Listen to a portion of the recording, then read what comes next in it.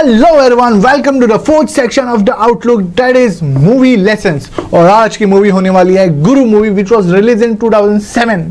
And I know जिन जिन लोगों ने ये मूवी देखी है वो पूरी तरीके से इंस्पायर हुए होंगे टू डू बिजनेस और व्हाटएवर दे लाइक। लेकिन बहुत सारे लोग इस मूवी के मेन कैरेक्टर दैट इज गुरु भाई जैसा बनना चाहते थे। मतलब आज भी अगर किसी को इंडियन इंस्पिरेशनल मूवी देखनी है then one of the best recommendation is Guru movie. और जैसा कि मैंने कहा, बहुत सारे लोग इस कैरेक्टर की तरह बनना चाहते हैं, लेकिन कैरेक्टर की तरह बनने के लिए कुछ ना कुछ इसकी क्वालिटीज भी सीखनी चाहिए, राइट। तो उस कैरेक्टर की ऐसी 5 क्वालिटीज या ऐसे 5 लेसन जो हम हमारी लाइफ में इंप्लीमेंट करके आगे बढ़ सकते हैं। मतलब not just in business but business, job, relation, whatever it may be, but we can get ahead. तो चलिए शुरू करते हैं। द पहला लेसन, और बहुत ही इंपॉर्टेंट लेसन, बिकॉज ये लेसन ऑलमोस्ट हमारे लाइफ के हर सेक्टर में लगता है। मतलब जो डायलॉग अभिषेक बच्चन उस मूवी में मारता है कि जब लोग आपके खिलाफ बोलना शुरू कर दें तो समझ लो तरक्की कर रहे हो। बट स्टिल आज भी बहुत सारे लोग दूसरे क्या बोलते हैं या कुछ क्या करते हैं या कुछ बुराई करते हैं, इस पे बहुत ज्यादा ध्यान देते हैं और आगे नहीं बढ़ पाते। और आज के जमाने में तो मतलब भगवान से लेकर जानवर तक मतलब हर एक की बुराई हो रही है। अगर भरोसा नहीं होता तो इंटरनेट चेक कर लो, मतलब आपको हर एक चीज के ऊपर बुराई मिल जाएगा, हर एक चीज। मतलब अगर आप हर एक बुराई को सीरियसली लेने लगे ना तो फिर जिंदगी जीना बहुत ही मुश्किल हो जाएगा। देखो, अगर आप चाहते हैं कि लोग आपके खिलाफ या आपकी पीठ पीछे ना बोले तो एक ही मतलब तरीका है कि आप कुछ ना करो लाइफ में।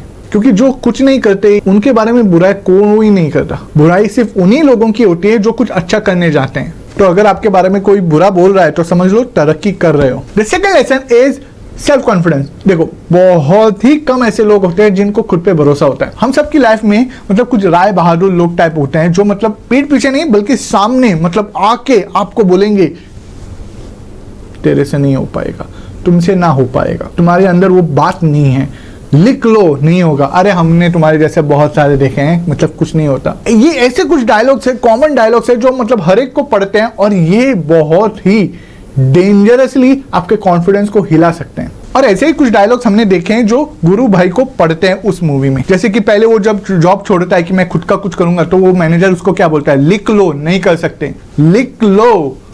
उसने क्या बोला, सर ऑलरेडी लिखा हुआ है। फिर वो बिजनेस करने के लिए मुंबई आता है, तब उसको वो साहूकार क्या बोलता है, तेरे जैसे 25,000 हर रोज आते हैं, गांव की देहाती नहीं चलेंगे।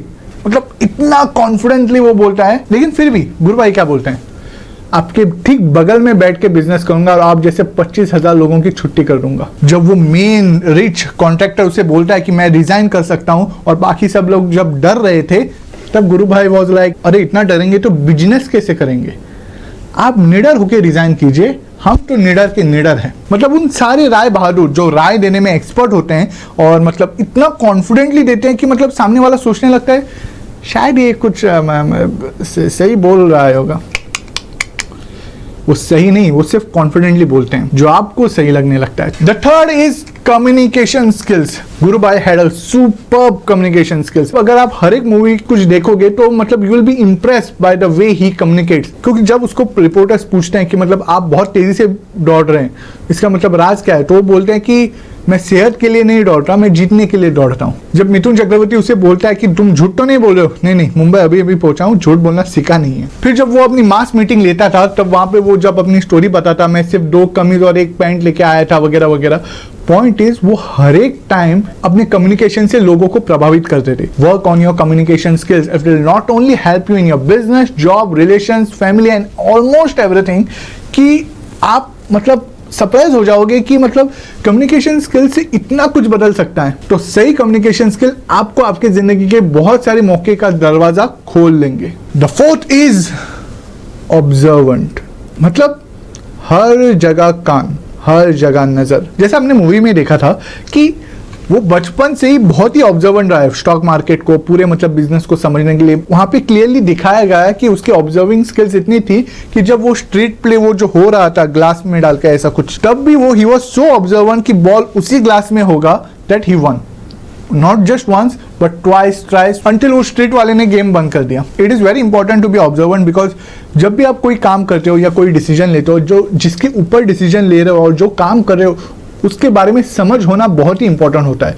मतलब समझ वो नहीं जो मतलब आप सिर्फ किताबों में पढ़ते हैं या कोई आपको बताता है, नहीं, आपकी अपनी समझ, मतलब आपका नजरिया, आपकी नजर आपको उस पर्टिकुलर चीज के बारे में क्या बोलती है, and this is why observation is very important and that's what he was doing. मतलब आप हर एक सीन में अगर देखोगे, जो हर एक बिजनेस वो स्टार्ट करता है या हर एक इंसान को जब भी देखता है, वो पहले उसको ऑब्जर्व करता था और उस हिसाब से वो डिसीजन या फिर अपनी बात रखता था। So be observant. The fifth is सबका साथ लेके चलूंगा। मतलब मूवी में हमने देखा होगा कि गुरु भाई ये लाइन बहुत बार बोलते भी है और करके दिखाते भी हैं, because it is said if you want to go fast go alone, but if you want to go far go together. जहां वो स्टार्टिंग से अपने मतलब साले के साथ मतलब बिजनेस करने आता है, फिर वहां पे उसकी और दोस्ती होती है, फिर वो उन दोस्तों को भी अपने साथ लेता है, उनको भी आगे बढ़ाता है। बाद में वो अपने चाचा को बुलाता है जो ऑलरेडी तुर्की में होता है। मतलब वो एवरी टाइम अपने शेयर होल्डर्स को, जो भी उसके सहयोगी है, उसको साथ लेके आगे बढ़ता था। मतलब वो तो कमाता ही था लेकिन साथ में उनकी भी तरक्की करता था। इसीलिए जब एंड में जब उसको कोर्ट केस के चक्करों में पड़ा था, तब उसके सपोर्टर्स बहुत थे, क्योंकि उसने सिर्फ अपने लिए नहीं बल्कि बाकी सबके लिए भी पैसा कमाया था। और ये लेसन हमारी लाइफ में भी लगता है। मतलब जॉब, बिजनेस या फैमिली कहीं पे भी हो, अगर हमको एक अच्छी लाइफ चाहिए तो इट्स नॉट पॉसिबल कि आप अकेले कुछ कर सकते हो।